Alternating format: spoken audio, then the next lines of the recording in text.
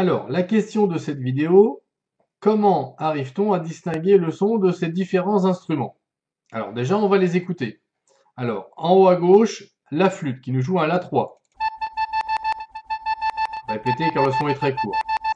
Ensuite, en bas à gauche, la flûte traversière qui nous joue un même La3. Toujours ce même La3 joué par un violon. Le même La3 joué par un piano. Et enfin, le même La3 joué par un diapason. Vous avez entendu que tous ces sons étaient différents à l'oreille.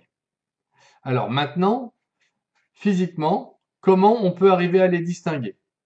Alors on va aller observer ces sons à l'aide d'un logiciel spécifique qui s'appelle Atelier Scientifique. Donc voilà à quoi ressemble ce logiciel. Alors dans une autre vidéo, j'expliquerai comment on l'utilise, mais pour aujourd'hui, on va s'intéresser directement au son. Donc on a nos trois sons que j'ai déjà ouverts dans le logiciel et dont on voit donc la forme du signal. On voit déjà que le diapason donne un signal sinusoïdal alors que le piano et le violon donnent des signaux complexes, signaux qui sont aussi différents l'un de l'autre. Donc, le fait que l'on puisse les distinguer se voit déjà sur la forme du signal. Alors, on peut vérifier avec le pointeur que la fréquence de chaque signal est à peu près la même. Je vous rappelle toujours qu'on fait des mesures, il y a donc une part d'incertitude. Donc, vous voyez ici 446 Hz en bas. Pour le piano, même chose, on pointe ici, par exemple, jusqu'au bout de la période 441 Hz. Et pour le diapason, on a 435 Hz. Alors, si vous vous souvenez d'une précédente vidéo, pour avoir une meilleure précision, on aurait pu prendre plusieurs périodes. C'est pas la question aujourd'hui. Alors maintenant, mis à part la forme, on va voir qu'il y a un autre moyen de distinguer ces sons. Cet autre moyen, c'est ce qu'on appelle le spectre. Donc le spectre, vous avez déjà vu dans la partie optique en seconde, avec les couleurs de l'arc-en-ciel, des spectres de raies pour les lampes colorées, etc.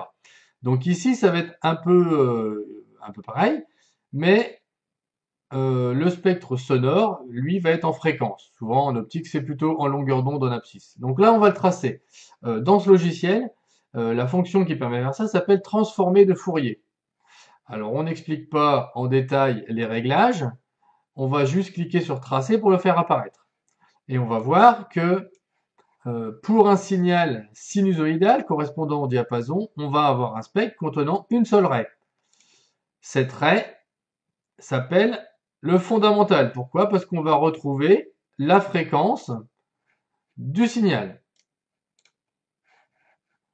Pour les autres signaux, on va commencer par le violon.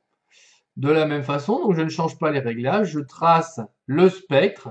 On voit déjà qu'il n'est plus composé d'une raie mais de plusieurs. On retrouve en fréquence sur la première la fréquence du fondamental. Les raies suivantes sont appelées les harmoniques. On voit déjà que le spectre du piano est différent, du violon, pardon, est différent du spectre du diapason. On va aller faire la même chose sur le piano. Donc, même réglage. On trace le spectre. On voit apparaître donc le fondamental, toujours, avec, si on repère avec le pointeur, la fréquence du fondamental. Et les harmoniques. Ici, on en a un qui est très visible, les autres nettement moins. Donc, un spectre qui est différent de celui des deux autres instruments. On remarquera que la fréquence du premier harmonique est le double de la fréquence du fondamental. Et on pourra constater ça sur chaque spectre, à chaque fois, pour un son issu d'un instrument, les fréquences des harmoniques sont des multiples de la fréquence du fondamental. Donc là, on a 2 fois la fréquence. Le 3 est absent, le 4 est très petit, le 5 aussi, le 6 aussi, le 7 un petit peu plus. Et vous voyez qu'on a 8 fois la fréquence du fondamental ici pour trouver un autre harmonique.